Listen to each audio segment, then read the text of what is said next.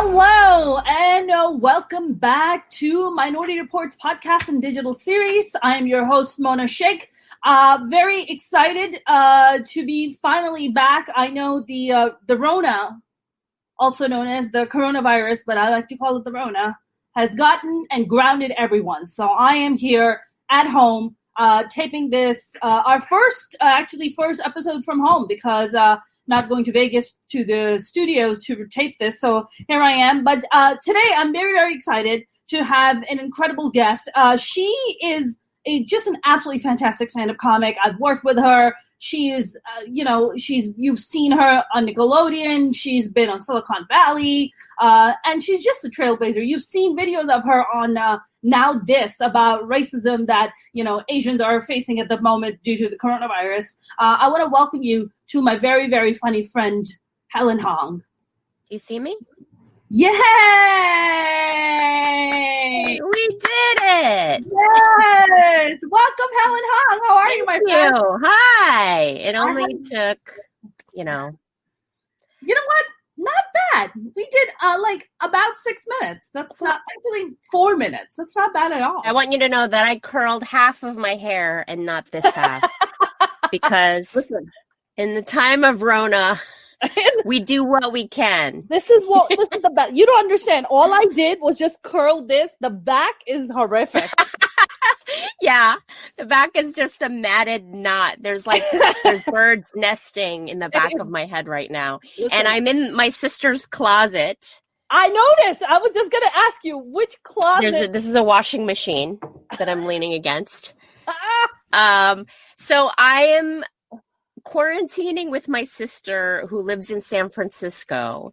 She lives alone in a studio apartment, and I didn't really want to quarantine with my roommate.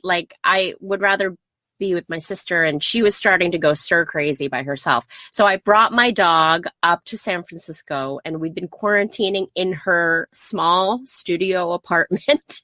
Amazing. And you luckily we get along well. But because she's still working too. She's doing all these video conferences. So she's in the dining room on her computer, and I'm in the closet talking to you. I think you might be the only straight person I know who got in the closet. Deep in the closet. Deep in the closet. Listen, this is the time of the Ronas, man. We're doing everything weird goes. Shit. Weird shit is happening. How are you holding up in the time of the Rona, by the way? I live by myself in a 1-bedroom in the gayest part of LA, West Hollywood. And I have a 5-year-old pit bull that is getting I think she's getting sick of me because she's just like... She's like, when are you going back to work? Exactly. Let's talk about it. She's like, when are you leaving? Because I need my space back, so you need to leave. So every time, every night she'll come by my bed and wag her tail to be like, hey, can I jump in bed? Because before you used to work and you would let me in bed. And I'm like, nah, bitch, go to the couch. Head to the couch, bitch. This is too much quality time together. Too much. I need my space. I can't breathe. You're suffocating me. Get out of here. It's too much. No, but thank you so much. I live with a 9-year-old husky German Shepherd mix. Whoa. And because it's springtime, he's blowing his winter coat. Whoa. So I basically live with 2 dogs. I live with the one dog and then enough fur to create another dog. Oh my God. It's just fur all the time. And now because we're staying at my sister's studio apartment, it's just... we have the Roomba going every single day, and the Roomba after an hour is like, I can't take any more fur. Listen, I think now you know how I feel because this hair is everywhere. That's a lot of hair. It's girl, it's so unattractive. I can't even tell you. It's beautiful. You have a thick, luscious mane. Yeah, but just here though, everywhere else, you don't want that lush mane. I'm Asian. I'm East Asian, so I'm the opposite. I envy you. You don't understand. I barely have hair on my head. These eyebrows are drawn in. That's you know what? Honestly, besides the eyebrows, I don't want hair anywhere else. I envy Asian people because they're like dolphins, like just smooth bodies, just smooth, you know? East And Asian, we're like Chewbacca's over here. Fucking straight up Chewbacca over here. It's ridiculous. I was telling somebody, I was doing this show with Ben Glebe and Steve Hofstetter a few days ago, last Sunday actually. And they were like, oh, you can do some Rona jokes. And I was like, okay. I was like, here's a Rona joke. I was like, before the pandemic, my bikini line looked like Vegas Strip, and now it looks like the Gaza Strip. It's fucking horrible. It is atrocious. That's great. How are you adapting to doing stand-up over Zoom?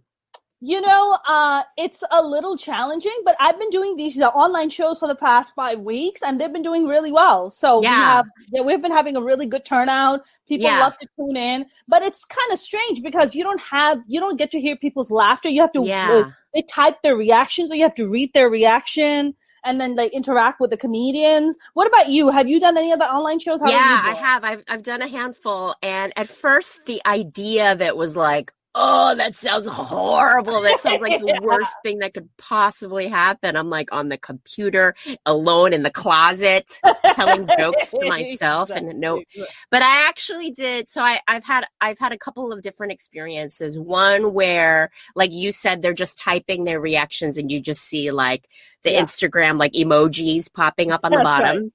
So that's a little distracting. Like I can't talk and read people's comments at the same time. But I did one where it was a Zoom conference meeting, and people were told you can keep your microphone open so that we could hear your laughter, as long as you don't heckle or chat or anything, like just laugh or chuckle or whatever. Yeah. And we will have someone on standby to kick you out of the Zoom if you're disruptive. And that was really beautiful. It was really nice. Yeah, because you actually had to pause because people were laughing. Like there were like 130 people at this Zoom conference meeting. Amazing. And so you would hear laughter, and you'd have to kind of pause to let the laughter die down. But it was really encouraging for sure. Yeah. Because you're getting because we're used to getting that reaction in real time, exactly. So that's what we're used to. I mean, now you've been killing it. You've been doing some great stuff. I want to talk about this this video that you released. That was amazing, about the racism that Asians are experiencing right now. And can I just say, every time some crazy shit happens, it's always directed at some minority, right? Yeah. It's always directed. We have school shootings, we have mass shootings all the time. Nobody's directing that shit to straight white guys. Nobody's like asking straight white guys to apologize for the other straight white guys. So, I want to talk about have you personally experienced some racism? Have you known people who are experiencing racism? And I want to also talk to me about your video and how you came about doing it. Yeah, well, luckily, I live in Los Angeles. My sister lives in San Francisco. They're, two of the most Asian populated and progressive cities in the country. So thankfully, neither one of us has experienced anything. Although, with social distancing, it's not like I've really like, who could even tell? I'm wearing a mask and sunglasses and a hat and the whole thing. Like, how would you even tell that I'm Asian? Sure. But my parents live in Boston, which I don't know if you know Boston, but it's notoriously racist. Oh, yes. Yeah. Like I think Chris Rock called Boston like the Birmingham of the North, because it's that's how racist it is. And it's true. Like if you, I watch Good Will Hunting and I hear that accent and I get PTSD, because it's they have no problem like saying racial slurs. Yeah. But so my parents, when it was first ramping up and people were first starting to like hoard toilet paper and stuff like that, they went to Costco and they didn't wear their masks. And I was so mad at them. I was like, Mom, like, you're 71 years old and you have a lung condition. Like, why would you go outside without wearing a mask? And she was like, people still aren't really wearing them. Like, it's not like everybody's wearing them. And I didn't want to get singled out as being an Asian person and get harassed. And I was like, that's so sad. Like my mom was willing to risk her physical health because she didn't want to get harassed for the race element. Like because she's an Asian woman wearing a mask in public, and like she thought people were going to say shit to her. That's right. And I was like, and then my dad, and I mentioned this in the piece that I did for Now This, my dad was like, do you think that I should buy a gun in case something happens? And there has been an uptick of Asian Americans buying firearms. Yes. Because there have been physical attacks, more and more physical attacks against Asian Americans and Asians all over the world for being Asian. That's right. And I feel like the coronavirus has taken away a very thinly veiled racism. Like if you were racist before, coronavirus gave you an excuse to really expose your racism. Like it became almost like acceptable. That's like, ugh, those dirty Chinese people put us into this mess. Like they made this disease and And it doesn't help, right? It doesn't help when the president of the country is coming out and calling it Wuhan virus or Chinese virus, or he was making fun of it. He was calling it Kung flu. Like, fuck you. Like, do you understand the impact of your words? And I did address that in my video where I said it's not helping. Like, it's not only the president. A lot of GOP senators and politicians have taken the cue from the president and been like calling it the Chinese virus. I think there was a senator that was like, all the major diseases have come from China: SARS, MERS, swine flu. And he mentioned swine flu, which started in North Carolina. And I was like, okay, way to like thinly veil your racism. Like, when swine flu was going around, which started on a pig farm in North Carolina, nobody was rounding up North Carolinians and like harassing North Carolinians. So I just think this is an excuse for stupid people to be racist. Yeah. But unfortunately, like that acid attack in Brooklyn really shocked me. Like this guy was waiting for this woman. He knew where she lived. He waited outside of her door until she came out and dumped acid on her. And I was like, when was this? This was like a couple of weeks before I did my video. So maybe 4 weeks ago or 5 weeks ago. She's an Asian woman and she was an Asian woman in Brooklyn, New York. And is the guy white? Like, what is he? He's a white dude? He was also wearing a mask. Like, that's the thing. It's such cowardice. You know what I mean? Like, this guy didn't have the balls to go up to this woman and say something to her face. He was hiding in a corner like a little brat, like a little baby, like holding a vat of acid and like dumped it on her hand and then ran away. I'm like, you fucking pussy. Yeah, 100%. Did they catch this asshole? No, they had CCTV footage of it, but it was dark and the guy was wearing a mask and a baseball cap. Of course, these people, like, they're too thin-skinned to show their faces. Of course they are. I mean, I just think, like, it just reminds me of when September 11th happened and, being Muslim and, the kind of backlash that Muslims were facing and, I was facing, my family was facing. It was really bad. Like, and it's crazy because right before September 11th, back in when 2000 had just rolled around, it was like October of like 2000, literally a year before September 11th, my mom and my brother were at JFK Airport. I have 4 older brothers. So 2 of my brothers went to drop my mom off because she was going back to Pakistan because she lived there in Pakistan with my dad.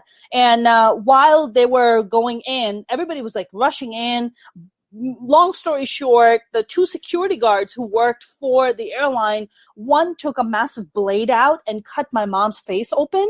No. Yes. And a security guard? A security guard that was hired by the airline. Yeah. Cut my mom's face open.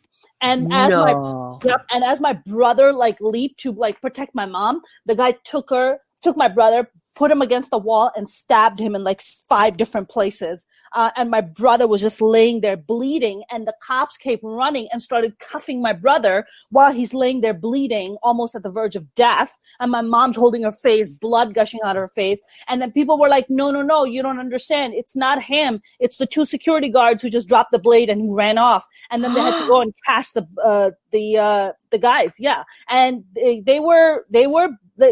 2 guys were racist as fuck. Like, they didn't want to see like brown people fucking rushing in, and he just picked his victim, and it happened to be my mom and my brother. And that case dragged on. My mom had to get plastic surgery. I mean, it was just so bad. They had to literally take my brother's entire intestines out and check him for internal bleeding because the way he was stabbed. And I remember seeing my brother, and he was just covered in blood, and he had all these tubes going in his body. I remember seeing my mom. I thought that my mom had left because I used to live in New York City at the time, and my family lived in Jersey. So I thought, I knew my mom was leaving. So I thought, my mom must have left already. So when my other brother called me, and he's like, you need to rush to the Jamaica hospital, which is where, JFK is. And I rushed to the hospital. So I'm thinking my mom's left already. And all of a sudden this ER nurse walks up to me, and she's holding a chart, and it has my mom's name on it. And I was like, wait, what? I was like, can you show me where this patient is? They're like, oh yeah, she's behind that curtain. And I opened the curtain, and my mom was lying there, and all her clothes had to be cut open because she was drenched in blood, and her face was sliced open. Yeah. Mona. Yeah.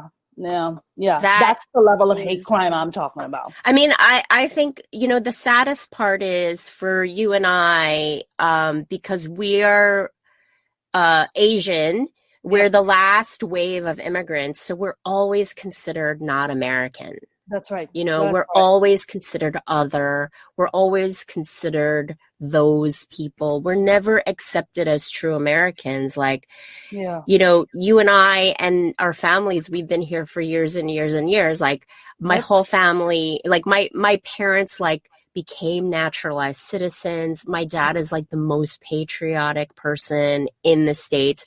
For decades, he only bought American cars. So I learned how to drive on a Ford. Like, my dad would only drive Fords. I'm sorry to hear that. I'm so sorry to hear that. A Ford? Yeah. A Caravan. Oh, no. I learned how to drive on a Dodge. No, it was a Dodge. It was a Dodge Caravan. That's how but my dad only ever drove Fords and Chevys and Dodge cars, and he would fly like, to this day, he flies giant American flags on his wherever he lives. Like, every residence, he'll fly a giant American flag out the door. My dad, because he's a naturalized citizen, I feel like he's more patriotic because he came from a country where he didn't have the freedoms and the opportunities that he has here. That's right. And he's achieved the American dream, and he's so thankful, and he's such a gung-ho American. And for my dad to not be seen as American is so painful to me because, like, what American do you know only buys Fords and Chevys and Dodges? That's correct. That's correct. Like, it's just like his actions speak louder than his words. Like, he's so patriotic and has such a love for this country. And yet, because of our appearance, that's right, and because my parents have an accent, like, they're never considered American. That's right.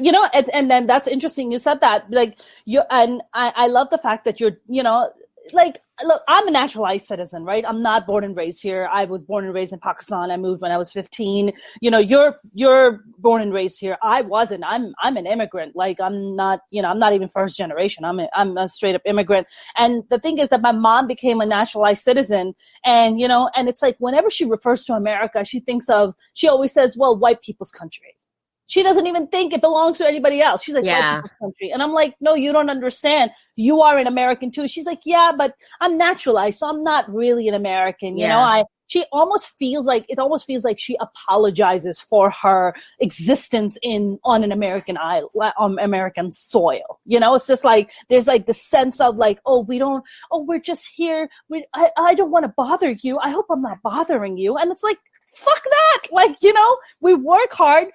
Immigrants are so hardworking. We grind our asses. We pay our taxes. We pay our taxes. Pay our taxes and don't take as many services drawn from those taxes. And those are facts. That is absolutely correct. The richest minorities in America are Asians. Richest minorities. I would say, like, South Asians are maybe a little bit more new kids on the block than Asians are. But I mean, my God, we haven't been here that long to be the richest minority. Like, that says something about our work ethic. Yeah. That says something hardworking, tax paying. We never draw unemployment. We never draw social services. I mean, those are just like hard statistics. That's right. So, we don't live in a trailer. We don't have trailers to live in. We don't eat mayonnaise sandwiches. We don't bang our, claim disability. we don't like to bang our cousins or our sisters. Like, that's just not a thing. Like, we don't do that shit, you know? I mean, I just feel like we always have to constantly prove our Americanness.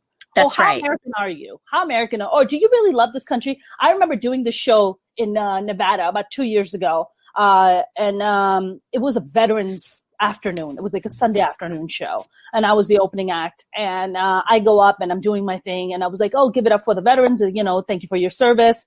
And this one guy in the back he's like, liar. He's like, you don't care about the veterans. He goes, you're not really an American. Screaming out to me. So I was like, you know what? I was like, can you turn the lights back on and put the spotlight on this guy? Because I want to see his fucking face, you know? And the moment I said that, he like backed off. He got all quiet. I'm like, what's the matter? I was like, you ain't got fucking tongue in your mouth now? I was like, let's fucking hear it. And I was like, how many people here want this guy to shut the fuck up? And everybody started clapping. I'm like, great, shut the fuck up. Yeah, that's the thing is those people they don't have the balls to get called out. Yep. Like racists usually are very thin-skinned babies. Yes, that's right. They don't have the balls to like go up to your face and say anything. Or if they do, they have acid, and while they covered their face with fucking hats on and shit, you know? Do you feel like when you perform, have you experienced, like, you know, even before, Corona, have you experienced what people are like, you know, trying to make racial comments or saying you're not American enough? Like, yeah, of course. All the time. Yeah, I mean, you know, I'm a touring comedian. I was a touring comedian. Sure. And so I've performed all over the country and in little racist pockets. And even not in the racist pockets, like even in LA and New York, people will say like whack shit to you. That's right. But people will there's always an inference of like, wow, your English is so good. Or like, I'll do jokes making fun of Asian stereotypes, like, you know, being good at math and being good at laundry and stuff like that. And people won't get the irony of the joke that I'm telling. You know, they'll be like, yeah, it's true. Like, it's weird that you're not good at math or something, you know? Wow. And so people really, you know, a lot of people are racist and a lot of people don't know. A lot of people don't know Asian people. Yeah, they legitimately don't. Yes. Like I've had people come up to me and just randomly being like, you know what? My daughter's friend in college is Chinese. And I'll be like, okay. And they think I'm supposed to have some profound moment with the fact that their daughter's friend in college is Chinese. Meanwhile, I'm not Chinese. And I'm like, that's right, you're Korean. It's like, no, you're Asians. Yeah, that's one of the jokes that I've been doing about the coronavirus, the racism against Asians, is like, not only are we being blamed for the coronavirus, but we're also being tasked with teaching the rest of America that not all Asians are Chinese. That is correct. That is correct. There's like more than one Asian country. Exactly. We're not all Chinese. It's not Chinese countries or like Mexican countries, like one of the Fox News anchors was saying. They were like the Mexican countries. I'm like, okay, wow, you guys have really went off the deep end over here. Wow. If I hear from one person that there's Chinese countries, I'm gonna lose my shit. Okay, I'm gonna be like, what the fuck? That's one of the old tropes, right? Like, what kind of Chinese are you? I'm Korean. Oh. Right. People always tell me, they're like, what kind of Middle Eastern are you? I'm like, I'm not Middle Eastern. I'm South Asian. Well, isn't that the same thing? No, it's fucking not. You failed geography, didn't you? Like, give me a map. It's like a different part of the world. Yeah, there's a whole continent called Asia, and there is no continent called the Middle East. There's literally no continent. It's just the middle of East. That's the name of the thing. It's just, it's freaking ridiculous. So you have, now you did Silicon Valley, you did Nickelodeon. What do you have any other shows that you worked on before the Rona hit? What have you done? Yeah. I was a recurring character on a great show on CBS called The Unicorn. Okay. I'm on a great little show, like a teen, not a teen, like a family show on Netflix right now called The Expanding Universe of Ashley Garcia. Okay. We shot a horror Netflix movie called The Babysitter 2, which is coming out, I think, at Halloween on Netflix. What was your role in it? My role in the horror movie was the principal of the school, because it's a teen horror flick. So the main characters are all in high school, and I played like the enthusiastic high school principal, where I'm like, say hello to our new student. Like, listen, I was stoked. That's amazing. I was thinking it was going to be a principal or a teacher or a math teacher or something to that effect. Yeah. Like somewhere around that. I played quite a few principals. I played quite a few teachers. Yeah. I played a phlebotomist once, which is someone who draws blood. Okay. I've only played one doctor, believe it or not.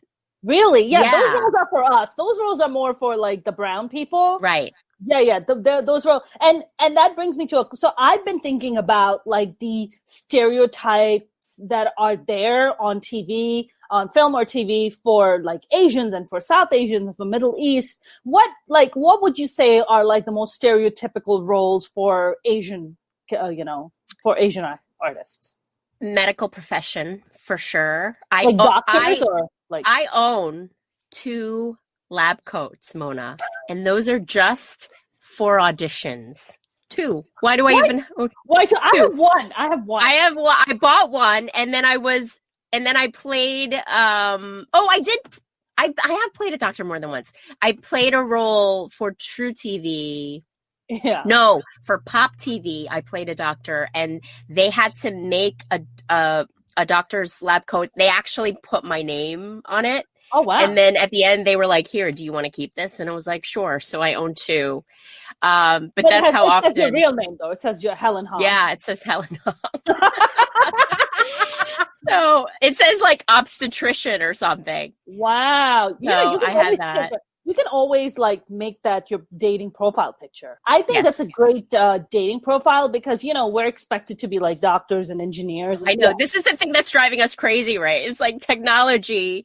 And I'm a stand-up comedian. I'm the Asian that knows nothing about tech. That makes 2 of us. We're both Asian. We went into the arts. Okay? That's the kind of Asian we are. We are artistic Asians. This tech shit, this is not our bag. I think the term you're looking for is disappointing Asians. Is the word. Disappointment to our parents, most certainly. It's hardcore disappointment. How are your parents now with you? Like now they're seeing your success, like you're killing it with like all the TV shows and stuff. Like, was it challenging for them in the beginning to be like, oh, I don't know, maybe you shouldn't do that? Like, sure. What was that like for you? Absolutely. Well, my parents are Korean Americans, and they didn't even know what stand-up comedy was. When I first started doing it, they were just like, what even is that? Because stand-up comedy is only now making its way to Korea. Like it was not an art form back then at all. So they had no idea what it was. They didn't know. And so they were confused. They were super trepidatious. They were like, wait, you're going to like leave your good job to do this weird thing that we don't even understand. Yeah. But my parents are like, for being Korean, they're pretty liberal. I think because they've been in this country for so long, like decades and decades, that they've chilled out a lot. And so they are very supportive now. And I think they've gotten supportive because of the type of success that I've gotten.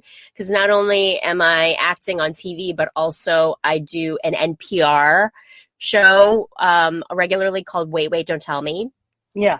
And I do a countdown show on CNN once a year. And so they get really excited. They're like, our friends have seen you on CNN and our friends have heard you on NPR. So it's more like respectable media outlets. Yeah. So they're definitely very proud. Like every time they hear me on NPR, they're very proud. And they're like, we don't understand a word you're saying, but because of what? Because of the language barrier? Because the language barrier, yeah. Because they're both, they both moved to this country when they were in their 30s. Sure. And so their English is not that great. My mom's English particularly is not that strong. And, to understand comedy, you do need to have a strong grasp of the language. Like my 100%. Dad can watch like the nightly news on a network and understand, but to understand the nuances of a joke is a little tougher for him. Right. Because you also have to know the references, because when you make the references and they don't know,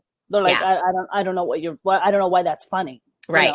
They don't understand and it. Also humor is completely different. Like my dad will sometimes come up to me like, oh, Helen, I have this amazing joke for you. And he'll say some completely random thing that's like, and then the dog went outside. I don't understand why that is funny, but he thinks so. I think the sense of humor is also quite different. Yeah. So they don't understand. Like when I do NPR, and they'll hear me say a joke, and the crowd will laugh, and they're like, "We have no idea why they're laughing." Wow. Oh, because they don't understand that. My mom has the same thing. Like my mom. The craziest thing is that whenever my mom spends time with me, her English gets really good because I don't let her speak at home in Urdu, which is our mother tongue. Yeah. So I don't let her speak. I'm like, nope, you're not allowed to speak that language here. I was like, you're only allowed to speak English. That's it. Wow. You have to talk to me in English. You have to watch news. You have to read the newspaper. Like I give her homework. Like I am the parent that I'm just like, no, you're getting homework today. Here's your homework. Yeah, I need you to read the story. I need you to break it down. I need you to tell me what's happening in the story. Well, you know what's really funny about my parents? My mother's English is not that strong, but she'll speak to me exclusively in Korean, and I will answer her back exclusively in English. But so yes, which she gets. Like, so her comprehension is very high. So both of us have a very high comprehension in the other language, but have a much lower ability to communicate, like to speak. So like my Korean comprehension is pretty high. I can understand a lot, but if I had to actually express thoughts in Korean, it's a little shaky. Same for my mom. That's so interesting. A few months ago, I got asked out on a date by this Persian guy. So he goes to me, where do you want to go on a date? And I was like, I like swear I live on Korean barbecue because I must have been Korean in my past life because anything Korean I want, like anything, I'll do anything. So, and he was like, great. He was like, that's so funny you said that. He was like, I'll surprise you when we get there. I'm like, okay. So I show up, we sit down, and we're about to place an order, and he's fluent in Korean. What? This Persian guy? Persian guy. Fluent. How? So I'm like, I just look at it, and I'm like, what the? So the server comes, and the server's like, wait, what? Like, even the servers are like, wait, what now? And he's fluent in Persian, and fluent in Korean.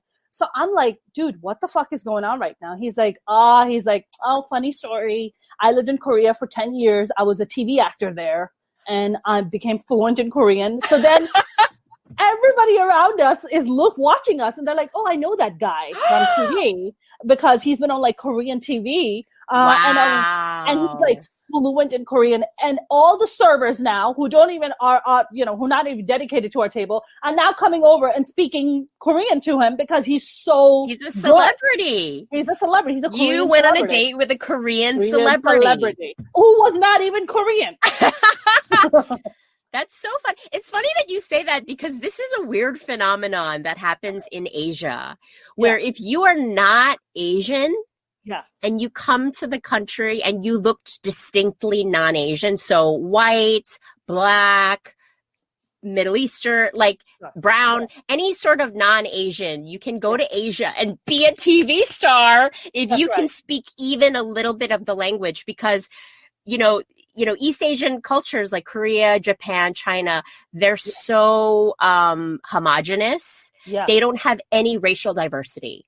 So the only people in Korea who are not ethnically Korean, there's like, you could count probably 0.5%. It's 0.5%. And so if you're a black guy or a white guy or a brown guy in Korea, you're like, ooh, like just walking down the street, they're like, oh, whoa, there's one. There's one over there. And if you can speak even a little bit of a language, they're like mind blown. They're like, oh my God, a black guy is speaking Korean.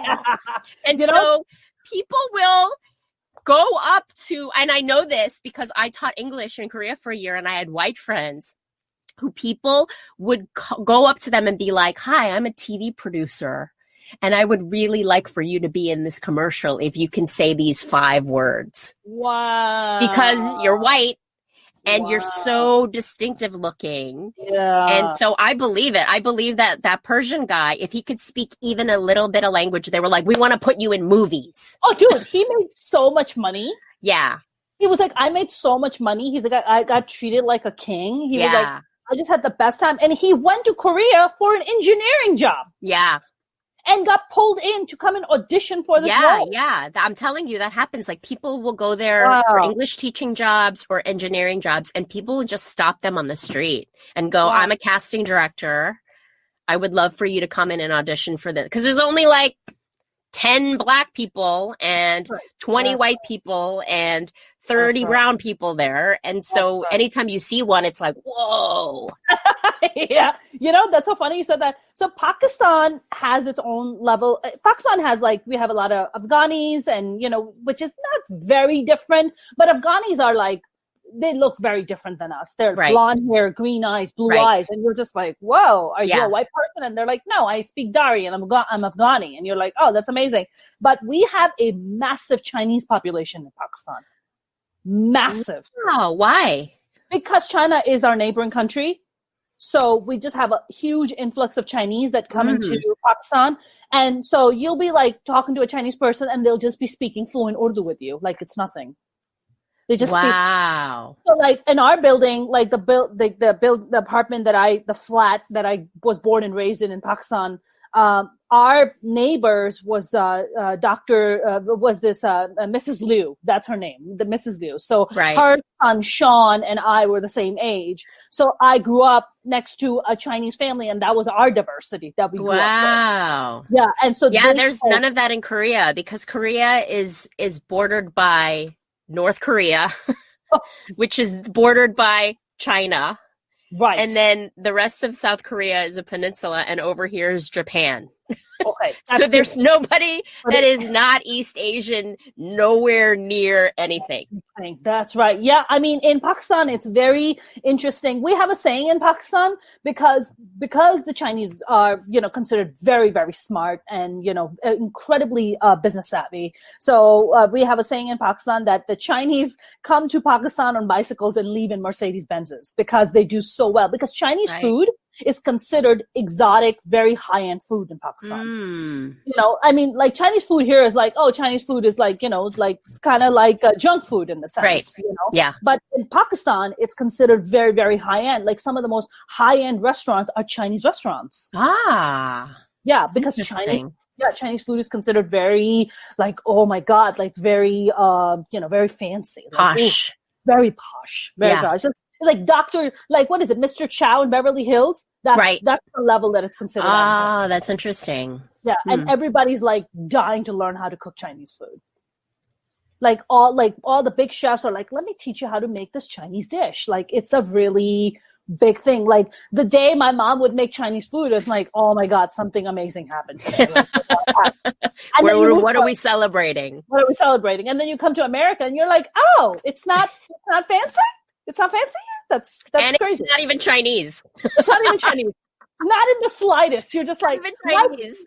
General So, not a person. No, it's not even a thing. That General So is the equivalent of chicken tikka masala. That's not even a real thing. We don't have chicken tikka masala in India and Pakistan. That's not a thing. That's a Western invention, chicken tikka masala. But that's right. I am obsessed with anything Korean. What do you think that is about, Helen? What is that about for me? I don't know. I find it interesting myself that Korean cinema and K-pop is kind of taking over the world, and I find it very fascinating. Korea is a really interesting culture.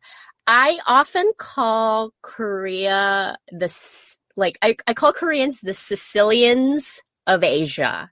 Like, we're hot-tempered, and when we go hard, we go hard. So, like, we don't half-ass anything. Like, if we're fighting, we're fucking coming to kill you. Like, like if you hear your Korean neighbor and they're in a domestic dispute, watch out. Like, there's going to be frying pans flying and like fists flying and knives coming out. Like, Koreans don't do half-assed anything. And so if you decide you want to be a K-pop star, you're like learning the dance moves and you're learning to sing and you're like rehearsing for hours and hours. You're going to dance until your knees buckle and you're going to sing until your throat starts bleeding. And if you decided you're going to be a film director, you're going to like watch every film that was ever made and you're going to read every film book. And like, Koreans are just very hard. They go hard. They're very passionate people. Very passionate. Very passionate. And like, it's so funny when I hear stereotypes about Asians being like quiet and reserved and like not very emotional. I'm like, they clearly haven't met Koreans. Go meet some Koreans. Like, go drink with Koreans. First of all, drinking with Koreans is like automatically you're getting shit-faced. Like, there's not having like 1 or 2 drinks with Korean. You're going hard in the paint and you're like ordering a full bottle of soju and then 3 bottles of vodka and you are downing and you're drinking until you are blacked out. So like, that Koreans are just not, we're not reserved. We don't do things half-assed. Like, if we decide we're going for something, it's like on. Yeah. That's like a cultural thing that you're taught. You're just like, if you do something, you do it all the way. Otherwise, don't fucking do it. You know? And it's something I think even it is cultural, but I think it's something in the DNA of the culture because I don't know. Like, it's just like, here's an interesting, weird little tidbit of information. Like, I don't know a single Korean male who has not been in a fist fight. What? Including your dad? Oh, my dad has his nose is permanently messed up because of a huge fist fight he got into when he was 19, where they broke his nose in 3 places. It didn't set right. So he has like breathing problems and he has sleep apnea because of this permanent broken nose that he suffered when he was 19. Whoa. So is it just guys or is it women also? I mean, women is like, women are women. So it's like, sure, there's hair pulling and there's definitely people who are people slap around, but like, let's do this. Let's do this. Listen, that's one thing that never comes off with us is the weave. There is no weave. There is no weave with our hair. It's legit hair. My cousin is making hair for Beyonce as we speak right now. Okay, girl, I have clip-in extensions that are definitely Indian or Pakistani. Oh yeah, 100%. The best hair. The best hair. The best hair. But just on the rest of the body, just not so attractive. But just on the head, it's great.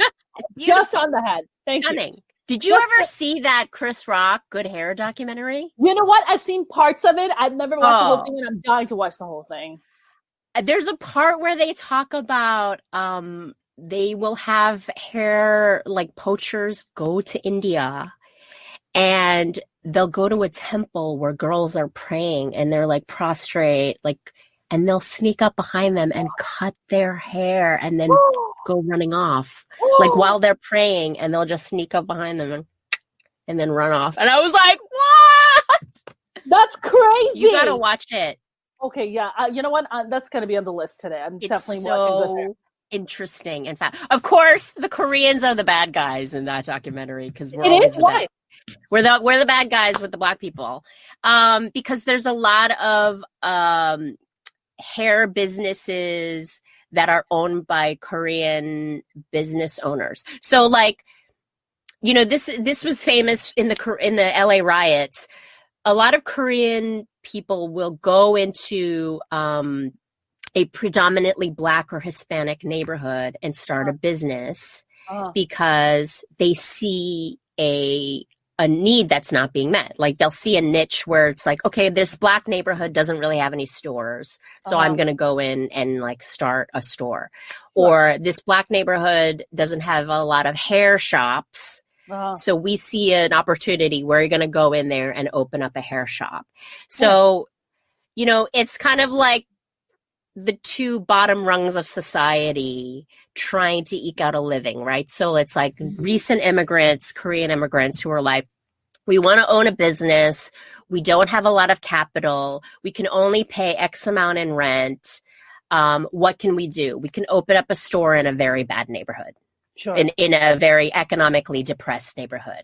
Sure. And then the Black neighborhood is like, we don't have any businesses serving us because nobody gives a shit about us because we're Black and poor. And then, you know, so then a lot of cultural like tension will happen. Sure. Yeah, Absolutely. where Black people will be like, these motherfucking Koreans are coming and exploiting us and taking our money, and they are accusing us of stealing, and they'll follow us around the store because they think we're going to steal shit, or you know. And there have been horrible instances where, you know, young Black kids will go in and like shoplift something, and the Korean store owner will shoot them with a gun. There have been horrible, tragic instances like that. But that's what happens when, you know, when two very depressed economic groups are kind of grinding up against each other. That's right. So in the documentary, it points out a lot of Korean hair shop owners who are exploiting these Black neighborhoods. But it's because they're, you know, they themselves are economically depressed, and they're trying to eke out a living in the only way they can, which is to go into a depressed neighborhood and try to make a business. Yeah, so. I mean, you know, that's interesting you said that, because I think Indians and Pakistanis also experience that. I mean, you know, we were like these super poor immigrants when we came here, and we grew up next to the projects in Jersey City, and our neighborhood was, you know, predominantly Black and Hispanic. Like that's what we grew up in. Yeah. Because, you know, I spent part of my childhood in Flatbush, Brooklyn, when it was not bougie. Like Flatbush, Brooklyn now is quite nice. Oh yeah, for sure. Jersey City. But when I was a kid, it was a bad neighborhood. But because that's what we could afford. That's correct. I mean, I know there was an instant that happened.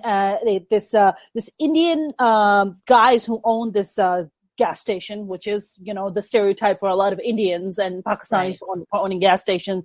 And I think there was an incident. I forget where it was. I forget it was either down south or I forget, Midwest somewhere. And this Black woman that was there, and apparently the guys claimed that she wasn't paying for something, or she was complaining about something, and she kept yelling and screaming at them. And the Indian guy came out from behind and beat the shit out of her. Like he pulled her hair and like beat, and they caught it on video, and it was so bad. And you know, and it's predominantly Black, and they were like, "Dude, we're gonna burn your fucking thing down." Yeah, you know, I mean, it's exactly what you just said. It's like the bottom rung, like two poor, you know, economically depressed races who are like grinding up against each other, and it's survival. It's just survival. Yeah. You know, and they're just trying to do I mean, that's what happened with the LA riots. That's why so many Korean businesses were burnt to the ground.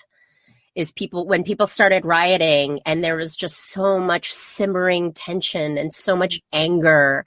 You know, there was so much resentment from the Black community against these Korean business owners that they saw were coming into our neighborhood and like exploiting us. Yeah. That a lot of Korean businesses were burnt to the ground in the LA riots. Okay, not to put you on the spot, do you feel like is that exploitation from your, like, as a Korean person, from your point of view, do you feel like that's exploitation? What do you think that is? Why do they feel that way? I mean, on the one hand, if your neighborhood is not being serviced by people within your own group. So if you live in a predominantly Black neighborhood and Black store owners or Black businesses are not coming in to service your neighborhood, then your neighborhood's not being serviced. That's right. At all. Mm-hmm. Right? So if there's not one single bodega or store in your neighborhood at all, then you're not being serviced at all. So there has to be a service that comes in. And it's like I said with the Koreans go hard. They see this this kind of not great opportunity. We're like, all right, well, we can open a shop. We can't afford to open a shop in West Hollywood. We can't afford to open a shop in Brentwood. We can afford to open a shop in Compton or Inglewood. So we're going to try to do that. Yeah. And unfortunately, it's a lot of distrust and a lot of cultural ignorance towards each other. Yeah. So the Black people in that neighborhood will be like, what are these Asian people like coming out of nowhere? They don't even speak English. Yeah. And they're like acting like we're hella suspicious, and they're following us around the store, like accusing us of stealing. And then these and then the Korean business people are like, what are these Black people? Like, we don't even understand their culture, and they're coming and being loud and like obnoxious. And, it's just an unfortunate, it's like you said, it's two of the lowest rungs of society trying to eke out a living and just grinding up on each other. Yep. There's always going to be tension when it's just survival. People, I mean, if you're in the bottom rung of society, like it's every day is eking out a survival, and there's obviously going to be tension, and there's going to be distrust, and there's going to be ignorance. Yeah, for sure.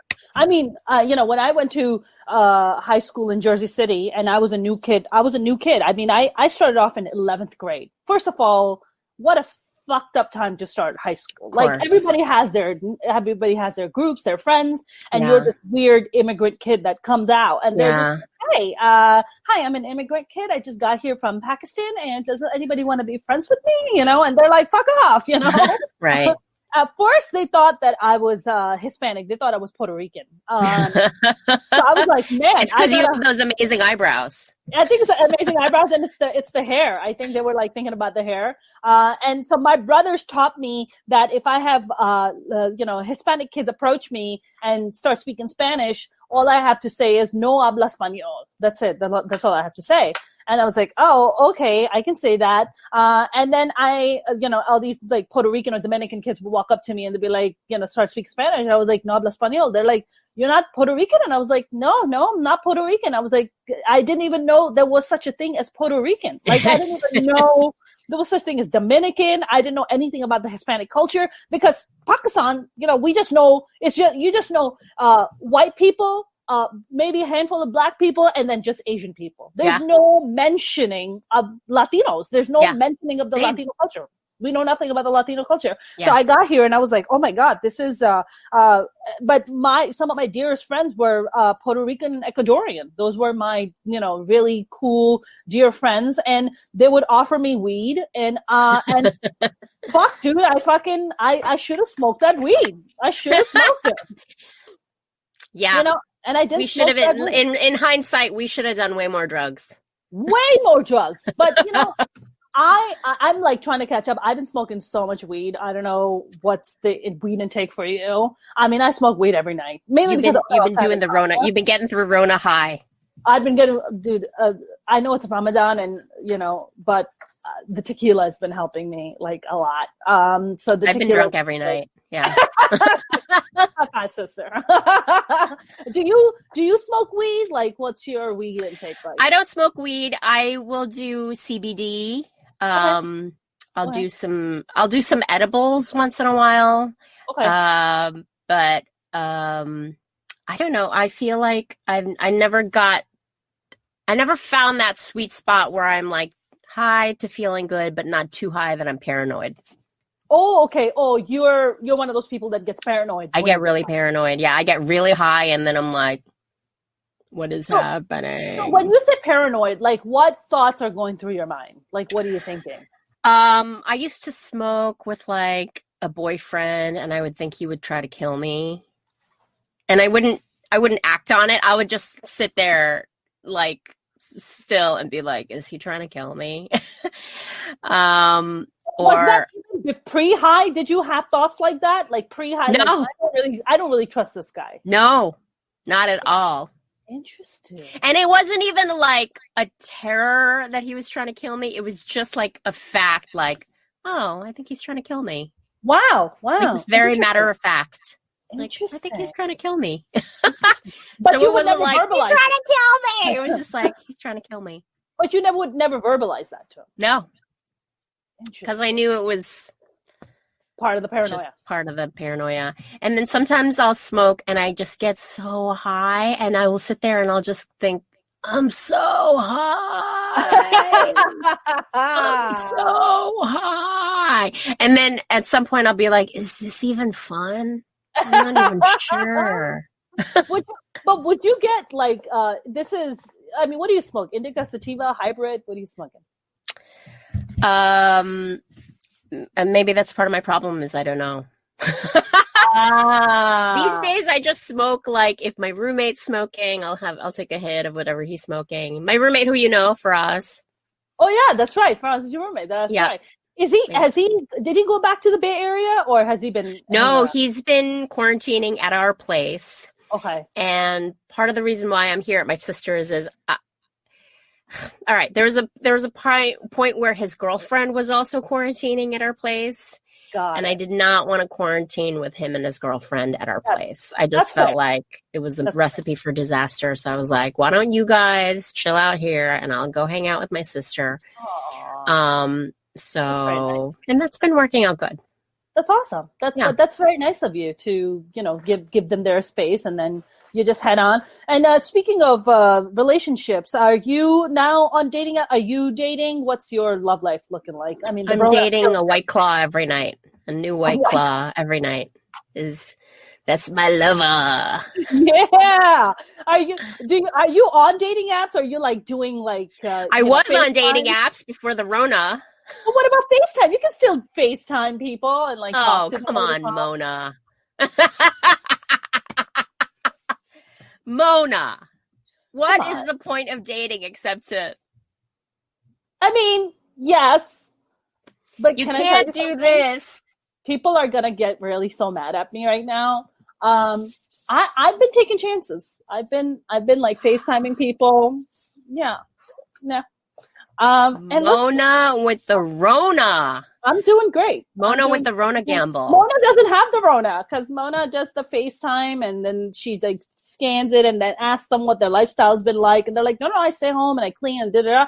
I'm like, oh, okay. Because the thirst gets so real. Yeah. The thirst is so real right now. Yeah. I'm just like, I'm gonna stab somebody if I don't fix this. The weed ain't cutting it. All amount of porn is not cutting it. Like nothing is fixing this.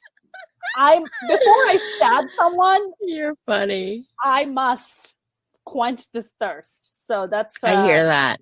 That's what's happening. I have been quenching my thirst with lots of potato chips and chocolate and petting my dog.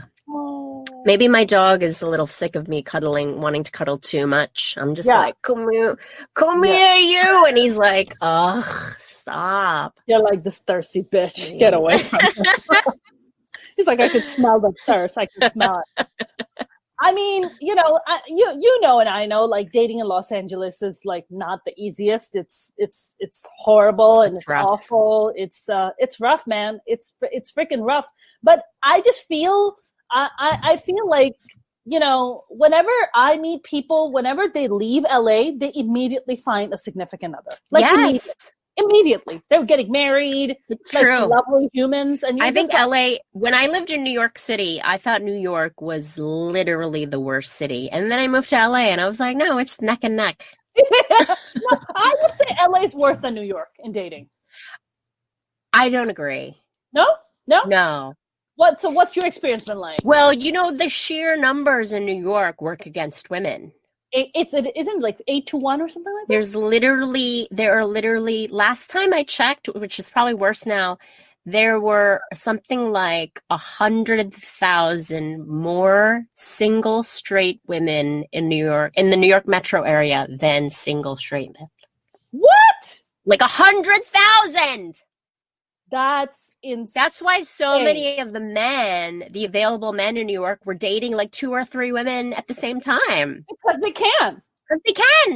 Because they can. Yeah, I mean, all the guys that I ever came across in New York they were either dating multiple women or they just had serious like commitment issues. Like because you have too many options. If you have too many options, then why settle down? Yeah, but the men that I experience in LA besides just the commitment issues, they want women that are like broken and want to be rescued and are like, like that ASPCA commercials with the one Sarah McLachlan. Exactly. For just $19.99 a month, you can save this soul. Exactly. You can feed her. She lives with 5 roommates in a studio apartment. Just like, and then they meet me, and I'm stand-up comic. We're very verbal and we're pretty opinionated, ballsy. We say our thing. That's just part of the requirement. And they're just like, okay, I literally had a guy tell me, he was just like, you need a guy who's gonna put you in your place. Oh. And he was a guy from Norway. That motherfucker was a white immigrant. Okay, and he had the balls to tell me that I needed a man to put me in my place. Mm-hmm. Yeah. And I was Where's that man now? Nowhere. No, fuck that guy, first of all. No, I feel like because we are female stand-up comedians, it's even worse because we're not shrinking violets. We're badass career women who speak our mind. We're very opinionated. We excel in a quality that is considered a very male quality, which is humor. Yeah. Is in our culture considered a very masculine quality. That's right. And by the way, and that's a global thing. That's not just an American I think you're right. Yeah, that's a global thing. You're right. Yeah, absolutely. Yeah. I mean, if you ask any any woman what she wants in a man, she's like, oh, I want him to be funny. I want him to make me laugh. And then if you ask a man what they want in a woman, they say, I want her to have a good sense of humor, which means I want her to laugh at my jokes. That's exactly what So I feel like we're a little bit at a disadvantage. And so I think what we need in a man is someone who's so masculine and so confident in themselves, secure, so confident that we are not a threat to them. They don't feel threatened by us, because I think the average man is threatened by us. I think that guy is I'm thinking about 70, 75 years old right now. Sadly. That guy's like, he's break out the Viagra, girl. He's about, but he's got a retirement plan, and I appreciate that. We're getting some ARP discounts, baby. Let's make this shit happen. It's just this constant struggle. But I think for me, it's also like, besides being a female stand-up comic, I think, and being in LA, which none of those factors help, I think for me, it's also this kind of additional thing about, I don't know about you. I don't know if you have a good male role model, which I think you do because your dad's a really cool guy. Yeah. I didn't grow up with good male role models. So I've never had that this is what a good man looks like. I don't know what a good man looks like. I talk about this in my act, that I have very poor relationship role models because my parents never got along. My parents actively disliked each other for a big portion of my childhood. And it's a very East Asian trait to not get divorced. That's right. Struggle through a marriage. So nobody in my family has been divorced.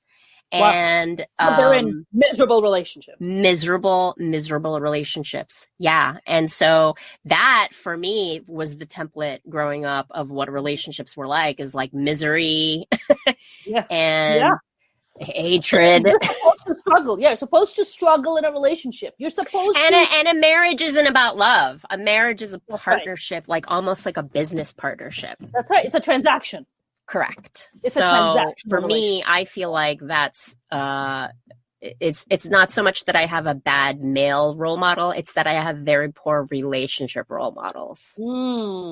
I think I would probably rephrase that too. I mean, granted, I didn't have the greatest of relationship with my mother either. But yeah, I think for me, I just I think I recently made a post on Facebook about, I don't know if you know, but the domestic violence cases have went up a lot.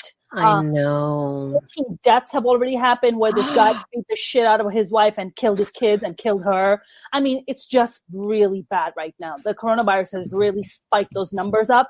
And, and I made a post about that because I grew up in a very domestic violence household. Like my father used to like beat the living daylights out of my mom all the time. And my dad beat the shit out of me till I was 15. Like he would beat the living. 2 months before I moved to the US, my dad beat me so hard my earrings came flying out of my ears. That's how hard he hit me. And then when I moved out here, I have 4 older brothers. I'm the youngest and the only girl in the family. And my brothers would take turns beating the shit out of me. And it was really bad.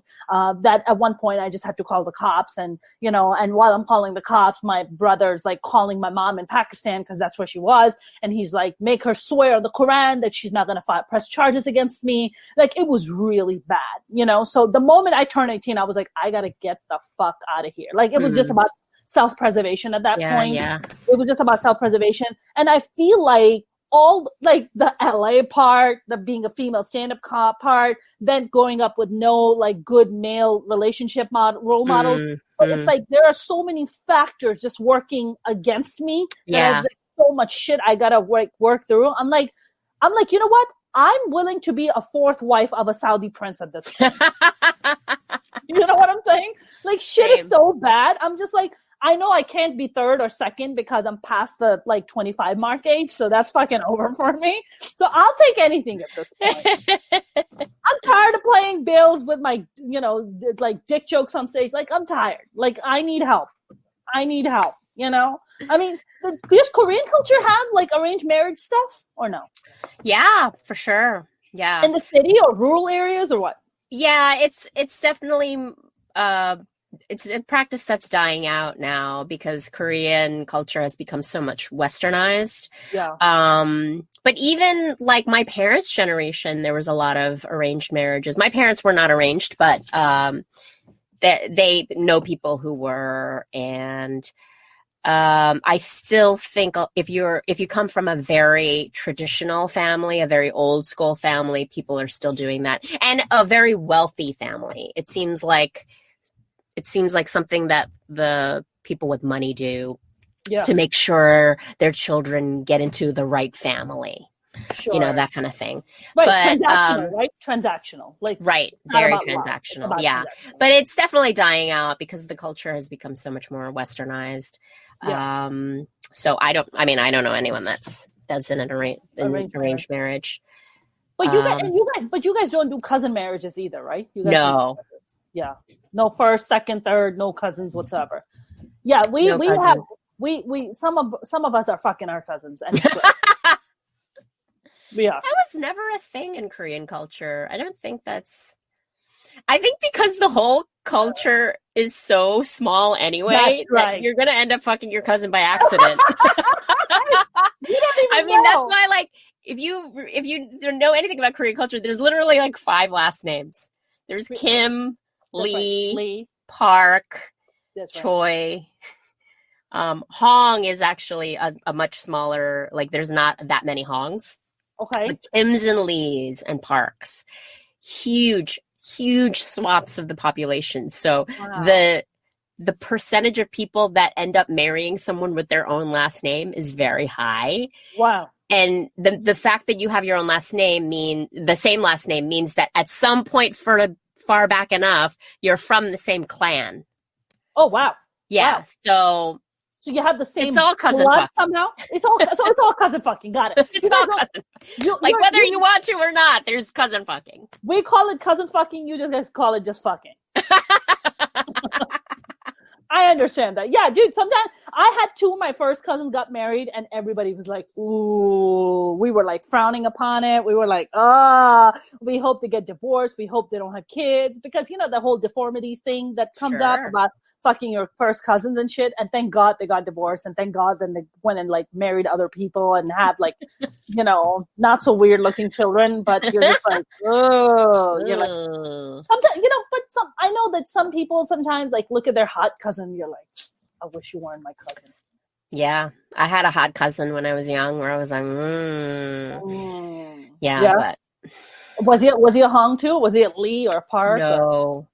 He was on my mom's side, so he was a Lee. He was a Lee. So wait. So, okay, would that be frowned upon if you guys had like hooked up or gotten together? Oh, yeah. Really? Yeah. Interesting. Yeah, cousin fucking is not, it's not condoned. Hashtag cousin fucking. Cousin fucking is not, it is not a thing that one should do in Korean culture. Mm-mm. Oh my God. No. Yeah, no, oh my God, if we had ever hooked up, my parents, oh my God, it would have been drama. Ooh. Really? Really? Ooh, yeah. Wow. I know this Pakistani couple here, and I've known them for a while. When I just moved to LA, I became friends with them. And the wife had like, I'm not exaggerating, I think she had like 6 or 7 miscarriages. She just kept having miscarriages. And then she finally got pregnant. She had to be bed rest. She had to be like, she was out of like 8 months out of the pregnancy, she was in bed. She couldn't move. She put on, like, I'm not exaggerating, about 80 to 100 pounds. That's how much she put on because her body was just like going, and they finally had a healthy baby. Like the baby was born and stuff. So then they came to visit us, and to me, and my mom was living with me at the time. So they came to visit us, and we were talking, and then she was like, well, yeah, Auntie so-and-so. And I was like, wait, I forget the lady's name. I was like, Auntie so-and-so, isn't that his mother? And she goes, oh. And I was like, wait, are you guys first cousins? And she's like, oh my God, can you like just not tell anybody that? She was like, can you not tell anybody that? Like, they had to like fudge their papers because the guy's born in American raised and they had the same last name. So they had to fudge the paperwork for her to come to America. Well, now we know why she was having so many miscarriages. Because her body was like, yo, this is whack. Yeah, exactly. These are some bad genes. Yeah, because body was just like, cousin fucking no cousin fucking. Okay. Mona, please. I gotta go. I gotta wrap up. I know. I'm gonna wrap it up too. This has been so much fun. Thank you so much for having me. This was awesome. Where can we follow you? At Funny Helen Hong, because some other bitch named Helen Hong has my shit. Fuck that Helen Hong, all right? She's not funny at all. So on the social medias, follow Funny Helen Hong. Don't follow at Helen Hong.